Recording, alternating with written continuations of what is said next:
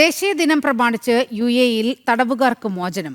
വിവിധ എമിറേറ്റുകളിലായി 6093 തടവുകാർക്കാണ് മോചനം ലഭിക്കുക.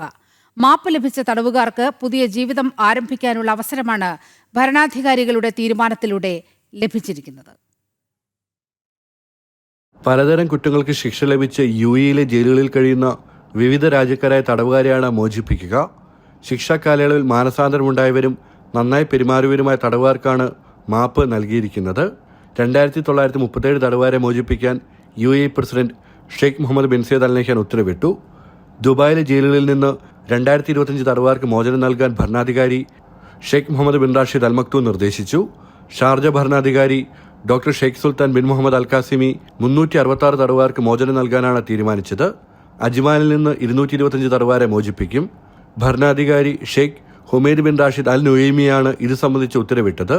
ഫുജൈറിലെ ജയിലുകളിൽ നിന്ന് 129 തടവുകാരെ മോചിപ്പിക്കാൻ ഭരണാധികാരി ഷെയ്ഖ് ഹമദ് ബിൻ മുഹമ്മദ് അൽ ഷർക്കി നിർദ്ദേശിച്ചു. റാസൽ ഗൈമിൽ നിന്ന് 415 തടവുകാരെ വിട്ടയക്കാൻ ഭരണാധികാരി ഷെയ്ഖ് സൗദ് ബിൻ സക്കർ അൽ കാസിമി ഉത്തരവിറക്കി. മാപ്പ് ലഭിച്ച തടവുകാർക്ക് പുതിയ ജീവിതം ആരംഭിക്കാനും അവരുടെ കുടുംബങ്ങളുടെ സങ്കടം ഇല്ലാതാക്കാനുമുള്ള അവസരമാണ് UAE ഭരണാധികാരികളുടെ തീരുമാനത്തിലൂടെ ലഭിച്ചിരിക്കുന്നത്. ജനം, ദുബായ്.